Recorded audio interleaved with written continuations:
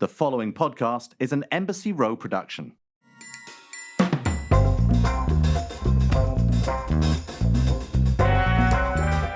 It's the Shaken and Stirred Show.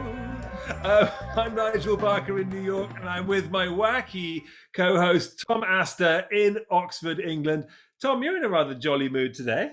I'm not at all. I was told, because you've rang me up before the podcast and told me to be a bit less rude.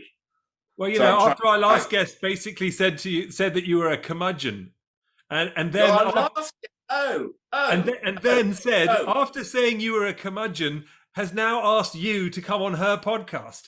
Thank you very much. She obviously likes a curmudgeon.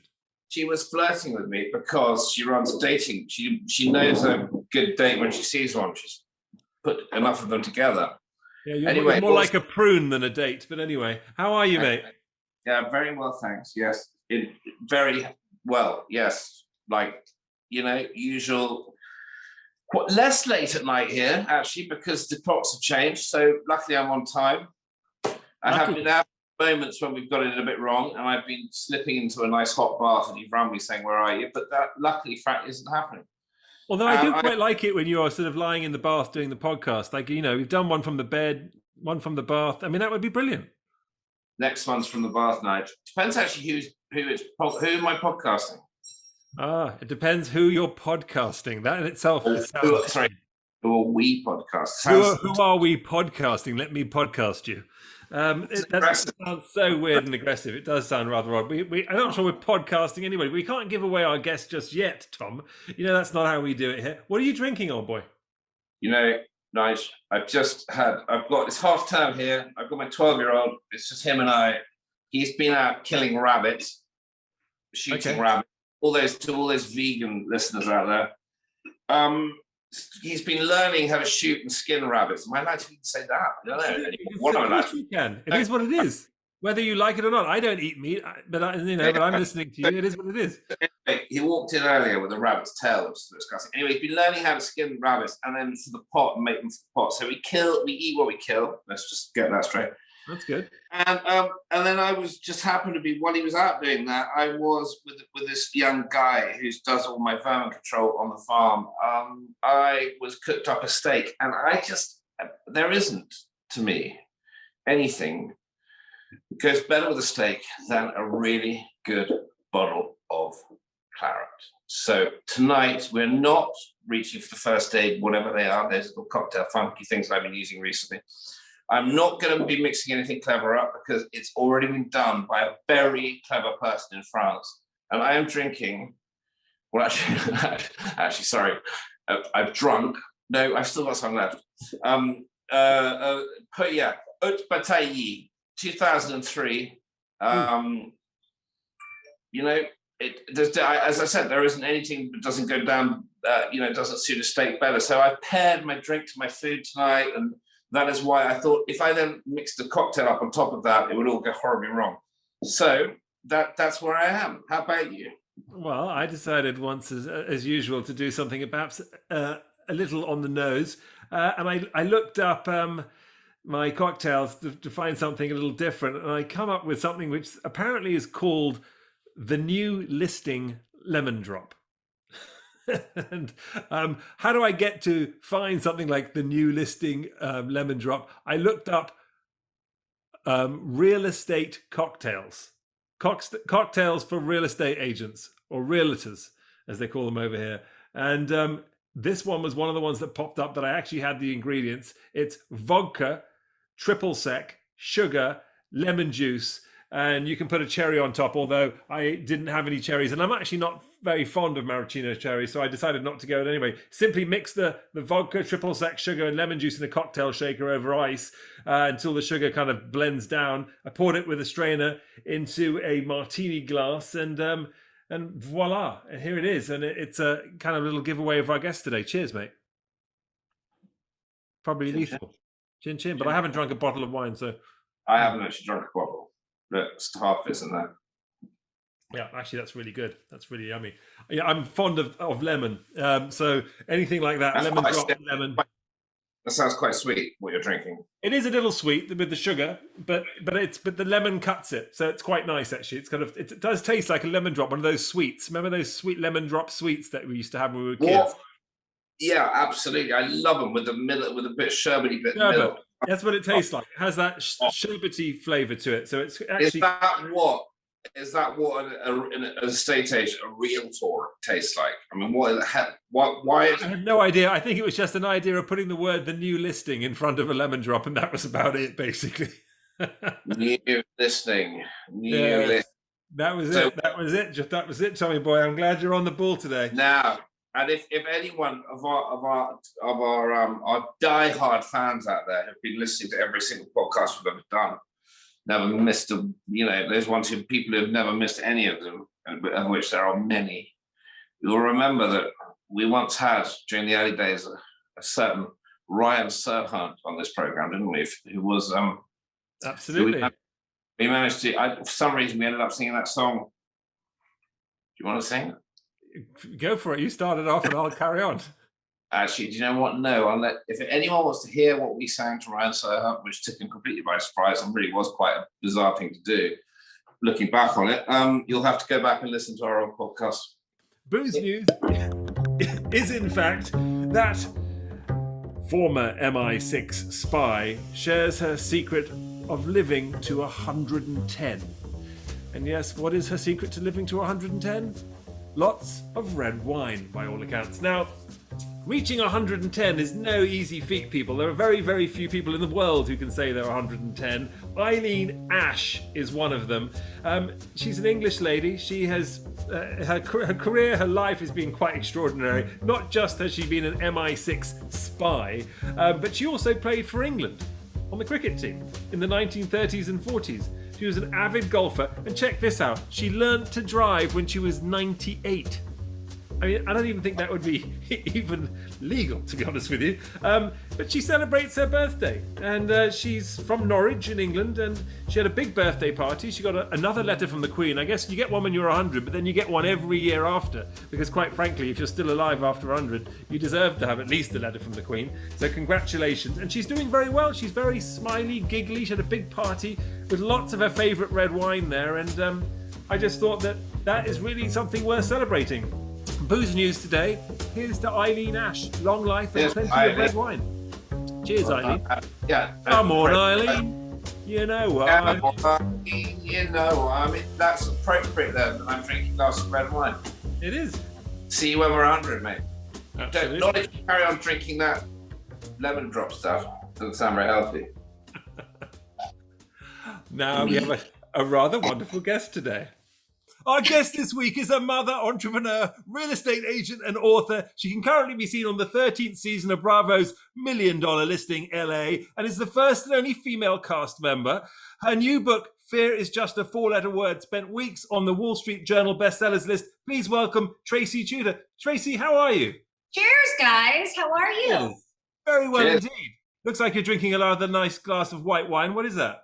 This is actually a wine we just launched called Unsweet. It is a 0 sugar Pinot Grigio, and we're really excited about it. I heard about this Unsweet. Did you? Yes, tell us, but not through you. I didn't see it on with your. I saw someone else talking about it, and I read about it, and I was looking. Who else is a part of the team? So my partners are Malin Eklund and Lisa Agerman, and they're European. And they started this in Sweden. And so they came to me and they sat me down and they said, we want to do something like this. And essentially, this was the catchphrase that got me, of course, because I'm tacky like that. But they said, it's like the Diet Coke of wines. And I'm like, that's fantastic. So I thought it was a brilliant concept. And it's come to fruition. And we're about to launch. We did a soft launch in California. And hopefully in the next couple of weeks, we're about to launch nationwide. So it's a direct-to-consumer brand at the moment, and it's fantastic. There's a white wine, a Cabernet, and a Cava that's coming. And how does it? Wine. It's non-fattening wine. I mean, it doesn't get any better for me. I want to drink a glass of wine, in a podcast with you guys at 2:13 in the middle of my workday. Absolutely, good for you. But what does it mean when you say Unsweet or whatever. It's not exactly. It's just low sugar. What is the calorific content? It's literally considered a 0 sugar wine. So what they do in the fermentation process is they take out, all of the sugar, and there's no need to put it back in. And so often with our wines, and what I've learned through being a part of this company, is that they do add a lot of sugar additives, chemicals back into these wines, even food coloring, that you would never imagine. And some of our, top wineries and even Napa are doing these types of things, because no one has ever really truly paid attention to the wine industry as a whole. It's just been one of those things that's sort of been off topic. So people are now coming forward and they're wanting their wines to be organic, which has been around for a bit, but more importantly, no one has really considered the amount of sugar in wine. And in the United States, you don't have to put your sugar content or any labels on your wine whatsoever. So you couldn't possibly know what's in it. Whereas in Europe, you actually will see nutritional content. Right. No, 100%. It's actually funny because, wine, like you mentioned, has been off limits in many respects for a lot of things, because it is steeped in history, right? It's steeped in this sort of tradition, and where it's specifically made, on what side of the mountain, on how big the certain types of grape. There's just so much to do with wine, that the terroir, all these different things. Well, and you don't want to screw with it, because you're like, wine, it's like sophisticated and there's fancy people making it. But the truth is, everybody likes to drink wine and enjoy it, and we need to make it accessible. But we also need to know what we're putting in our bodies. I like it. I like it. I got to try some. I got to be on your list. I will send you some. Please send me some, and I will try and podcast myself, and we'll have a little taste test of our own. Let's get into everything else that you're doing, because you're busy. You've got a lot going on. It's just, thank you for carving out some time in the middle of your day for us and everyone at Shaken and Stirred. We've had a few people from $1 Million Listing. I mean, Ryan Serhant back in the day was one of our first guests, and he's a friend of mine. Have you know him well? You've hung out with him, I guess. I wouldn't say socially so much. I love his wife. I've spent a little bit of time with Ryan, just doing some, cross promotion for both of our shows. And he's been to LA a few times just for business. Great guy, wonderful, beautiful family, and obviously really successful. I have nothing bad to say about him. Now, are you more successful than he is? No, that would be a tough thing to do. He's got something like 500 agents at this point. Bless his heart. Good for him. Not my MO. I want to land on a beach in St. Bart somewhere with sugar-free wine, I hear you. You let him come over to LA. I mean, what's wrong on the East Coast? Like, seriously. Look, I'd like to keep everybody in their lane, but you know what? Everybody has egos and they want to expand into new territory. And so, there it is. There you have it. But you have like dust up with him. I mean, isn't there a kind of like, really? You're like, literally, isn't there like a territory thing? Well, we had that a little bit with Frederick Eklund, who came over from the New York show to LA. And, I think he's gotten used to it and he's sorting himself out. But, it's hard to come into this business, particularly in LA. It's a small town. 10% of us are doing 90% of the business. So if you rub people the wrong way, we'll cut you. Yeah. Well, he's, I guess you're right. He's on both shows, right? So that's a new thing, and something that he seems to be doing pretty well out of both. I see him everywhere. Yeah. Well, he had wrapped New York and then came and shot with us. So he was never doing, I don't think, both shows at the same time. Maybe perhaps there was a little crossover, but he's been able to navigate it. He's a busy guy too. This is your fourth season, right? I'm sorry that you won't cut to you. Sorry. After the dog incidents at the beginning of the show, I'm maybe thousands of miles away, but definitely I'm getting a little uptight over here. Did Ryan go back with his proverbial tail between his legs and his legs crossed? I don't think so. I think Ryan's pretty well respected in Los Angeles, and just as a broker, he's done a lot for our industry and brought a lot of people to our industry. And, I celebrate that. Like, I'm not competitive in that nature. I'm out to sort of beat myself, not anyone else. He's a great guy. We actually both work out at the same gym in New York City called the Dog Pound. Oh, stop it. That's where I met my boyfriend. So funnily enough, I'm one of the founders and one of the owners of the Dog Pound. Oh, shit. Yeah, so that's No how. way. So do you know my boyfriend? He used to train in New York. His name is Eric Anderson. Yes, of course I know Eric. Well, there you have it. We have more in common than we thought. Small world, and he will know me as well. So that's so funny. How funny is that? I know. He's like in the other room. I should tell him I'm where. Yeah, you should come in over and say hello. You're more than welcome. About dogs cussing, and still, can you get away from dog pounds, dog balls off? This is like, we should have named a cocktail after this called the ballless dog or something. I don't know. That's actually creative. The ballless dog. Oh, what's in that cocktail? Balls for starters. Let's just start there, shall we? You make it. I mean, I've worked on reality television myself, as you probably know, for years. I was one of the hosts on America's Next Top Model for 18 Yes, I was a huge fan of that show. I haven't seen it in the recent years, but certainly when you were back and doing it. Yeah, so I understand this world to some extent. It's different, obviously, what my role was and what my show was. But but I always wanted to know is, and I've always been curious, and I think I'm sure I asked Ryan the same thing, because Ryan's life is very public, and has yours has been as well on the show. You've gone through divorce and ups and downs, your boyfriends, all this sort of thing, and it becomes very public domain. Did you know that when you signed up for it, and do you like it? Well, it's funny. I remember the whole reality world came into fruition years and years ago. But remember, I don't know if you were offered stuff or, had stuff put in front of you back in the day when it just was an absolute no-no. You were this is going to crush my business. So by the time I was invited to do it for $1 Million Listing, I was 40 years old. I'd been in the business for 17 years. My kids were a little bit older. I was if I'm not going to do it now, I'm not ever going to do it. And candidly, it skyrocketed most of the guys on the show's careers. Josh Altman, started he was a talent agent, and he was maybe 2 years in the business by the time he started the show. And now he's sold $1 billion in real estate in 2021. I mean, that's a huge feat. So I figured it could help my business. I'm a female in a pretty dominated male industry, and I figured I better get myself out there. And candidly, we needed a woman on this show. To have an all male dominated real estate show is kind of ass backwards.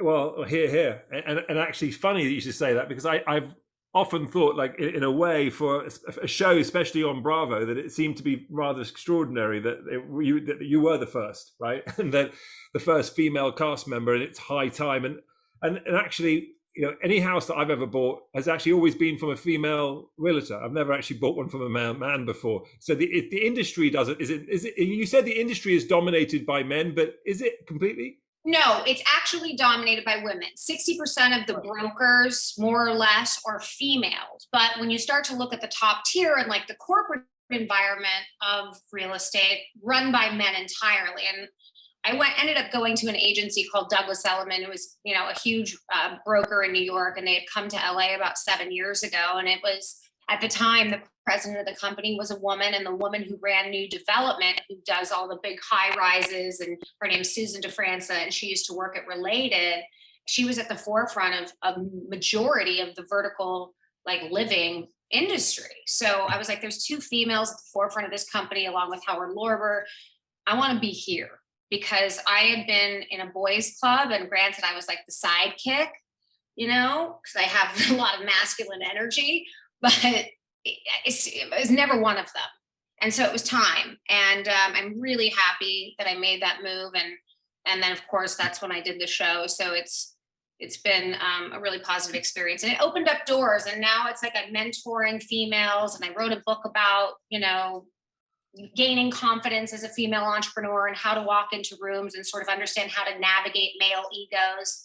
It's been a ride. As far as my privacy goes, yeah, I mean, I lost some of it, but I'm sort of an extrovert anyways. I have nothing to hide. There you go. Can I ask you, you just said 60% of brokers are women. Yeah. So out of kind of when you broke, what's the percentage of deals done between men, women, and couples? Is it the deals you're doing at the high end of stuff? What's the percentage of, is it Is it mostly men you're selling to? No, Is it? I would say I deal in the high end with more men than I do women, but that's not to say in my industry, specifically Los Angeles, I would say the top 20 agents, 4 of the top 10 are probably women. There are 3 of the top 10, and they do bananas business, but it's still, it's like any other industry. The women that are doing really, really well are absolute rock stars. But if you take, a poll of who's really doing most of the business and try to average it, most of my deals are done with my male counterparts. You mentioned just now too, obviously walking into a room and having to deal with male egos.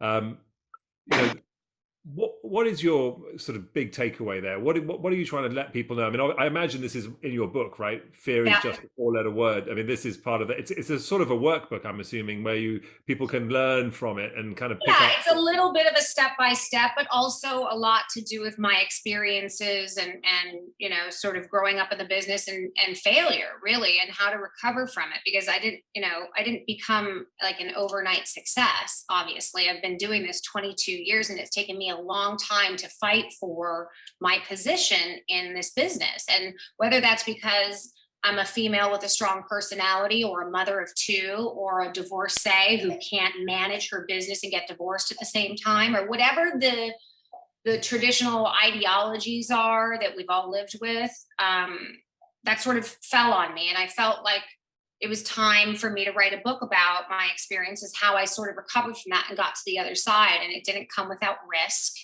and it didn't come without, failure. So I talk a lot about recovering from that, but most importantly, it's about confidence.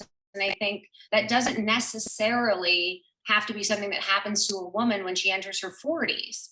I didn't have someone when I was 22 years old to look up to that was like a little bit out of the box. It was like, we have Susie Orman to tell us how to be financially responsible, but she's not exactly edgy, or you don't feel like she's someone you'd get a cocktail with at a podcast, right? So I kind of wanted to be that woman for young women, where they had somebody to look up to that thought a little bit more outside of the box, but was, could go toe to toe with any Forbes 500 guy in a room any day of the week. And I think it resonated with a lot of young women that I wasn't expecting it to in the midst of a pandemic. Well, it's a I like that reference, toe to toe.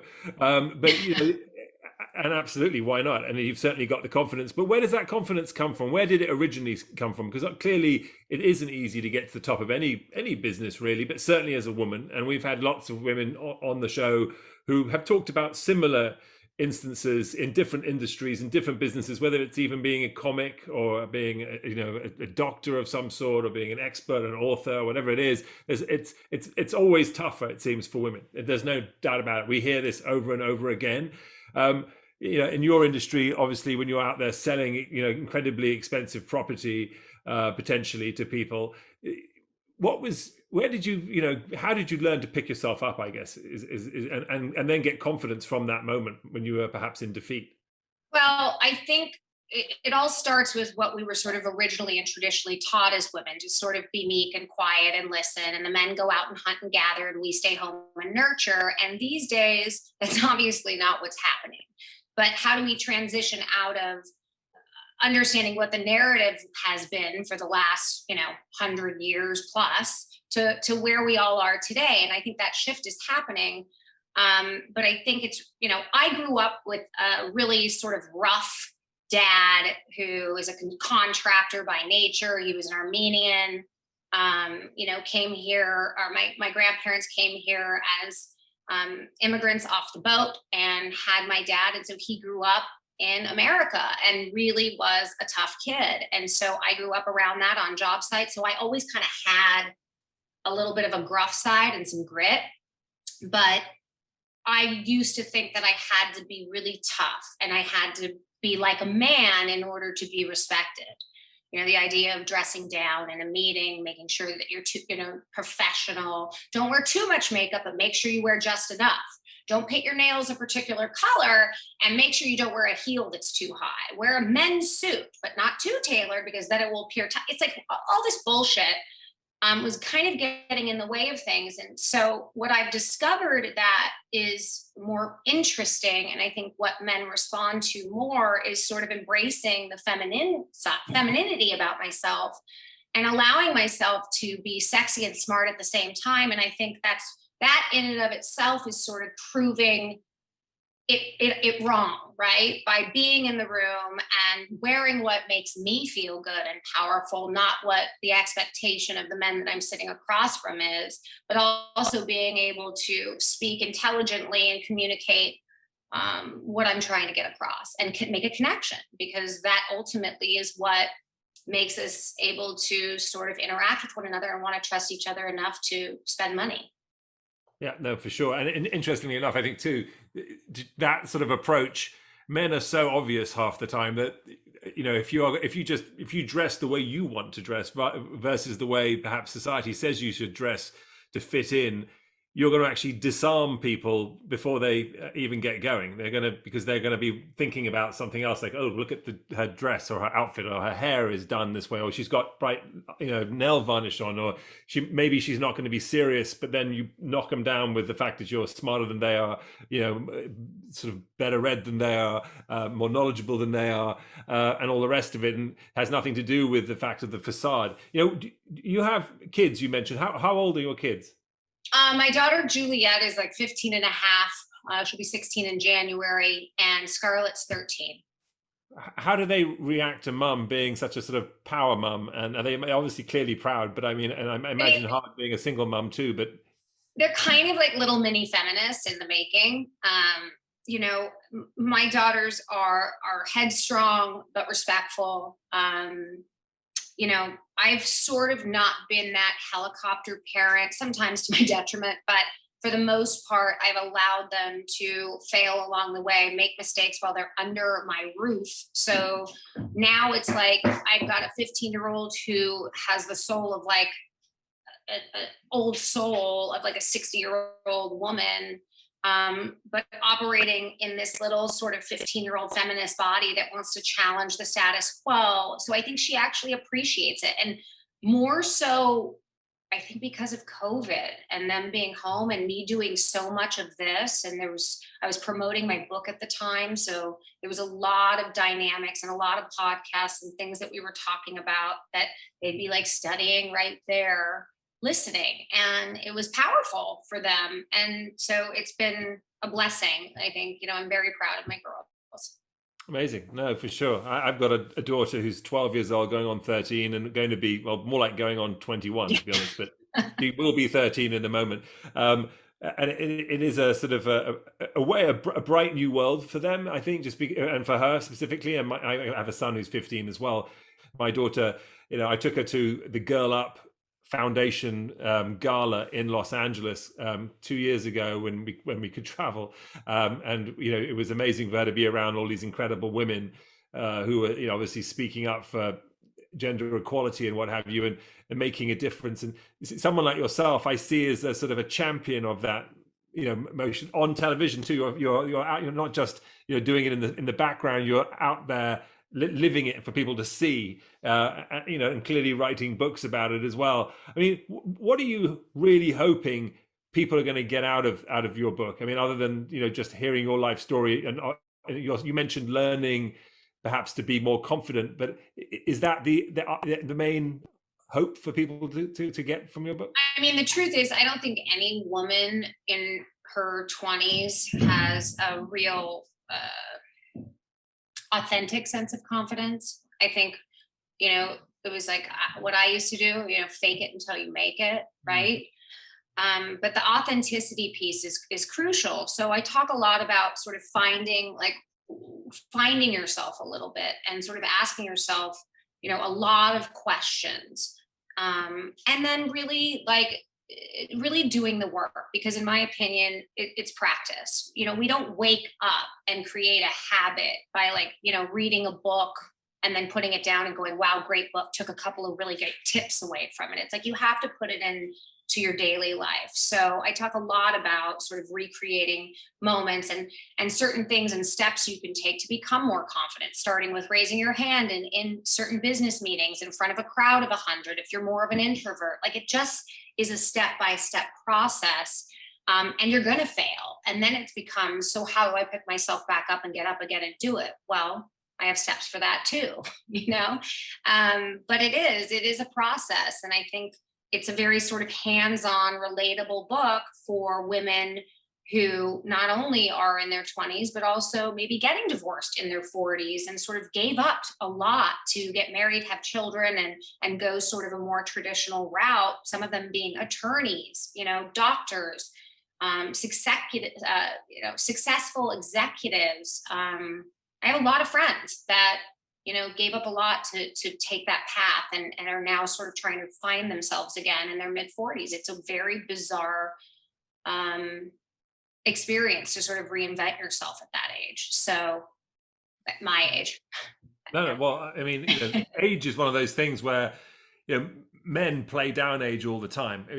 Women talk about age in a completely different way a lot of the time. And we find that I hear people talk about age, and whereas guys are like this sort of, it almost becomes a badge of honor. It's funny when oftentimes I hear women talk about age, they sort of like they're being judged maybe by their peers, maybe by society, maybe by all of it, right? But it's even the fact perhaps your boyfriend Eric, I imagine he's probably younger than you, right? So a lot. Well, right, because I know the age of our trainers at the dog pound and what have you, and you've mentioned your age a couple of times.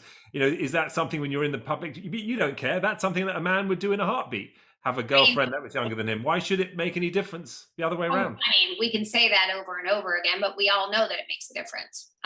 It's just different for us. I even think for Eric, it was different. I think being a younger man with an older woman, I sat down with Maria Shriver to talk about it. That's how twisted we still are in 2021, but it's a thing. And I've never sort of walked the path of most, and I bucked the system, and, sometimes it works and sometimes it doesn't. But again, if you don't follow your heart and live in the moment, you never know what's going to happen tomorrow. And I'd rather have the time that I've had with Eric, for example, and live and be totally happy than sort of set myself up to find something that I don't even know is right for me because someone else sort of set this, these rules of what works. Men don't care. Men are like, listen, I'm fucking 65 and I still look good. I got a bag full of cash, and this 28-year-old's interested in me. God damn it, I'm going to take her out.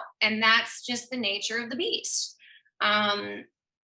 It's not the same for us. It's definitely a different experience. Does it relate at all to the chapter in your book, Fight Like a Girl? Kind of. That chapter is really more about embracing sort of your femininity, which I talked about a little bit earlier, like when you're walking into a room and owning it.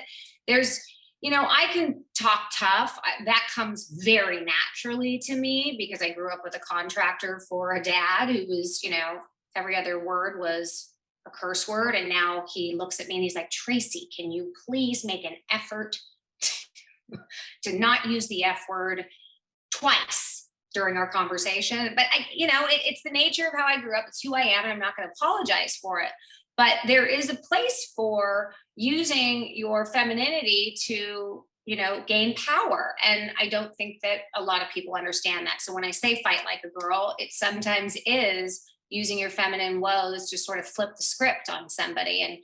And I think it's worked for me very successfully, and men get very taken aback when you use that kind of feminine power to sort of flip the script on them. Can you give us an example? Yeah, I was in the book. I talk about this one particular example where I was sitting in a very egocentric room with two men. One was a massive developer who had about 500 million in Malibu real estate, and it actually aired on the show a couple of seasons ago.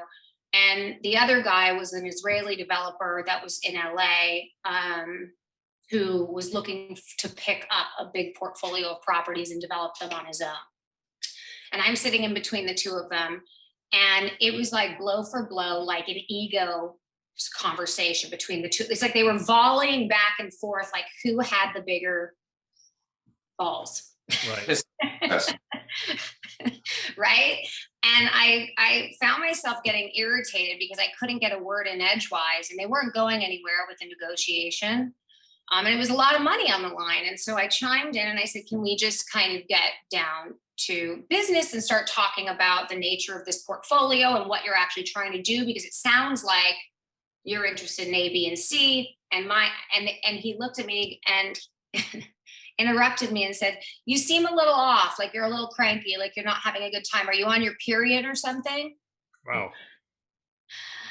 And at the moment, I was so taken aback that he had said that I didn't have like the wherewithal or the understanding of like how to, this does not compute sort of moment. And I took a beat. I was clearly flustered, and I went to the bathroom and I gathered my thoughts, and I was sitting across a colleague, another female colleague of mine who just 28, kept her mouth totally shut and was horrified. And I came back downstairs, and I think she was scared as to how I was going to respond. I think she thought that I might lose my temper and I might blow the deal or whatever. And I sat back down and I sort of remained quiet, and I crossed my legs and acted like a lady. And I finally just looked at him, and he said, are you going to forgive me? And I said, it's absolutely fine. You are completely inappropriate. But if you ever speak to me like that way again, this deal and this conversation is over. But let's move on. And I think he was just, it wasn't like a don't ever fucking talk to me, like, argument. It was sort of like a very sort of feminine, like soft spoken, look you square in the eye. I barely moved. I just turned and I looked at him and said, basically you speak to me that way again and the conversation and the meeting is over. And my developer, who was my client, almost shit his pants because it really did scare the guy more than if I would have been like, you're an ass, or sort of attack back, if you will. And I realized in that moment that the power of being female, when we trust our intuition and we trust our gut a little bit more, I think we have that in spades over men, generally speaking. We just don't ever use it. Like there's always that like little voice that's like sitting on the date with you, and you're like, this one is scary and trashy, and I can't believe you just said that to me. But you sit there and you shake your head and you drink your wine and you cut your meal and you call it a night, rather than sort of speaking up and sort of using that voice. And I've learned how to use it, and it's been a lot of fun. I can only imagine.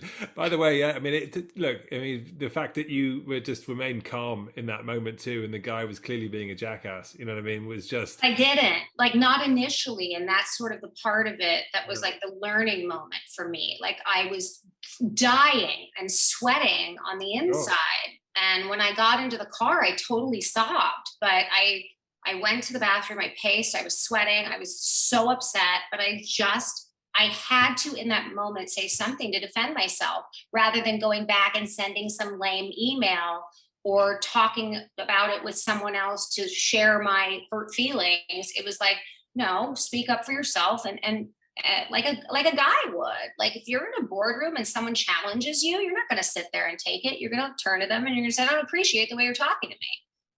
Yeah. Hand down, bro. Just like that. I want to change tack a little bit here and get down to a little bit about the secret to what whether there is a secret or not. But he's basically, he's shitting himself. He had a bunch of really hard-ass questions for you, and exactly. he's literally just gone to plan B. I know him very well, Tracy. He's going to plan B. He had some seriously hard-ass questions. He is literally going to plan B. Plan B, Nigel, take it away. Tom, I think you might be having your period. Just sit down and shut up. All right. Joking aside, look, selling apartments, especially really, and real estate in general, forget just apartments, obviously it's mega real estate, is no joke, and I've watched the shows, you see people do it. Do you have a secret to how you approach this, and is there something you've developed as to, you say you're shaking your head no, I guess is, so each thing is different, there's no real kind of trick to it? Yeah, I mean, the truth is every client is different and demands different things from you, and I think it's about connecting, and it's also about recognizing when you shouldn't work with someone. I don't know if you guys have ever been in a room with someone, you're like, I want to take this person on, or I really believe in this person, and there's like a connection that makes sense, and that you're like, it may be tough, but I think that we can work through this. And then there's always those moments where you see dollar signs, and that gut piece is saying, don't work with this person, it's going to take you down. And sometimes you make the mistake of saying the paycheck is potentially too big, and I've made that mistake many a times, and now I analyze it. I just am at the place in my life now, in my mid 40s, where I don't have time for assholes. If you're respectful, make your point. We all have, I'm going to make mistakes, they're going to make mistakes, but we can navigate that. I cannot tolerate people who are egomaniacs, who have no desire to play as a team or work together to like solve something. And to me, the paycheck just isn't worth it.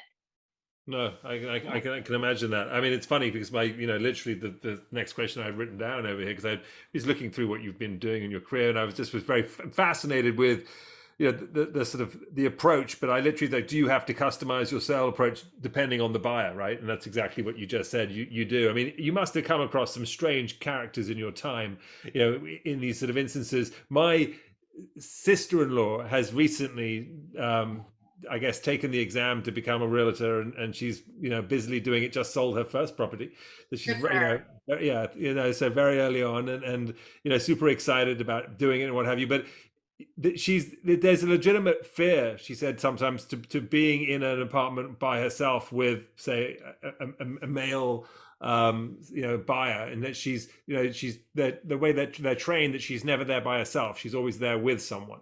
So that's how they do it. Is that something that's legitimate? Absolutely. I mean, I think most often when I have to meet, and because of the show, I mean, when I tell you the crazies, I need like a taxi cab confessions for the people that I talk to on the phone. But they're nuts. There's some really nutty people out there, and particularly being a woman in the business, trying to make it. You want to take every call, you want to show every piece of property.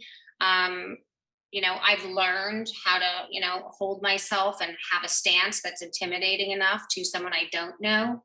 But if I'm really uncomfortable, I will bring someone with me. More often than not, I can handle it. I wouldn't fuck with me. Yeah, well, I guess that's it too, right? You feel strong enough, empowered enough. What you're very confident in who you are. I mean, and I guess too, it depends on types of properties you're showing, and in what kind of neighborhood, and Absolutely. All the rest of it to all of those out there. I mean, what are your sort of parting words of advice, probably either to your kids, but even to women in general who are entering this sort of business, as far as the first steps to take in sort of becoming successful in general? There are no shortcuts. You know what I mean? Like, I think that's one thing that this new generation, and particularly some kids in their early 20s, I think because of social media and technology and the ability to make easy money, by being on Instagram or silly things like that. There's a sense of, they think they're owed something, and I couldn't find the word, but I know it. And that's something that is in real life and in business. There are no shortcuts. You have to work your ass off. You have to know what you're doing, and you might be handled and tossed a deal here or there, or have an opportunity to get in the room because of someone But that doesn't mean that when you arrive in that room, you don't have to know what you're doing. So, my advice is do the work. Because the rest of the confidence piece will come. But, you show up confident with nothing to show for it, and it's going to be a fast track to not being successful and on a road to a career that is going to be lasting. For sure, for sure. What have you got? You know, as far as like, what are you aiming for? Where are you hoping to sort of to go in this business at this point? I mean, you've done a lot already. Your first female cast member on this show. You've got your book out. You know, you're very successful. You know, you're doing your thing right now. But what do you have an end game? I mean, the truth is, it's not much different than what I said at the beginning. I would like to end up on a beach somewhere and not work as hard as I do in the next 10 years. But I'm realistic. And the truth is, I probably have about 10 more years of pushing myself to areas that I haven't ever pushed before. And I don't want this to come off the wrong way, but I just don't believe in people who strive to be mediocre. I like to push the boundaries. You know, you can be incredibly successful, but the people that I admire most, I was so proud of Josh Altman when he announced in October that he had $1 billion in sales this year. You know, I'm not saying I need that. I'm not driven necessarily monetarily, but I just want to challenge myself to continue to push into different arenas and, you know, see where I can go with it. And hopefully, praise God, in the next 10 years, I won't have to work as hard as I do right now. My girls will be off to college. I can pay for it and be good there and enjoy my life. You know, are you worried he's going to spin off a show called $1 Billion Listing? Is that possible? Yeah, he might. He loves a spin off. I know. My God, my goodness me, that is a lot of money. Incredible. Look, it's such a pleasure having you on the show. Thank you so much for joining us in talking about your new book, Fear is Just a Four-Letter Word. That's available everywhere, I'm assuming. All yes. bookshops, Amazon, everything Absolutely. else. Obviously, $1 Million Listing LA is on Bravo. What do you have anything else coming out that we should know about that's new? No, I mean, I think that's about all I can manage for 2021, but I'm excited about the wine. You can go to unsweetwine.com to find it if you live in California. And again, hopefully we'll be in national in the next 2 weeks, which is a really thrilling moment for us. And outside of that, again, I'm just, you know, I'm happy to be doing what I'm doing, and I'm just embracing it day by day. We have one last thing. It's called Last Orders on the show, and it's a simple little, a few questions. Tom, you got one at the top? Yeah, I got one at the top. It's a drinking game. First one. What is your ultimate deal? The one that I've been trying to negotiate for the last 4 years, which is a land deal in Malibu for a piece of dirt for $31 million that I'm about hopefully 5 hours away from signing. Wow. There we go. Amazing. Nice. Yeah. So if you were to have the ultimate dinner party and you could invite 3 guests, and they could be anybody, dead or alive, and they can't be either of them, who would they be and why? Oprah, Bob Marley, and Jim Morrison. Is that weird? No. Jagger. I like Mick. Let's replace Jim with Mick. Okay, there you go. I like that. It's a good combo. Actually, I'd want to have that dinner too. That will make for a political debate. Yeah. Mick Jagger, Bob Marley, and Oprah Winfrey. Yeah. Why not? That'll be an opinionated dinner. Wow. There we go. It's very musical. I don't have no. Sorry. My next quick fire question: partnerships, solo or partnerships in your game? What, you know, success is success in partnerships, or is it solo? I think it's complicated. I think you have to be a team player in order to be successful as a team. For me, I'm about a team. I couldn't do this by myself. If I didn't have the people around me that I do, I'd be a disaster. All right. Tracy, if you could do anything else in the world as successfully as you're doing this right now, what else? What would it be? 100%. I'd want to be in a musical on Broadway. Oh, wow. Straight up. There we go. That was quick. It's very specific. It's $1 Million Listing, the musical. I can see it. If Erica Jane can do it in like basically be like canceled altogether? I mean, I can, right? Hell yeah. There we go. Final question. Shaken or stirred? Shaken, baby, always. Always. How much fun are you? Really great to meet you. Great to have Me you too. on. Tracy Tutor, everybody. Thanks so much for listening to the Shaken and Stirred show. We love Thanks, you. We'll see guys. you next week. All the best. Thanks so much. Everyone. Bye. Excellent. Bye. Thank you very much for listening. That is Shaken and Stirred. We will be back next week with another podcast and another fantastic guest. And stay safe. See ya.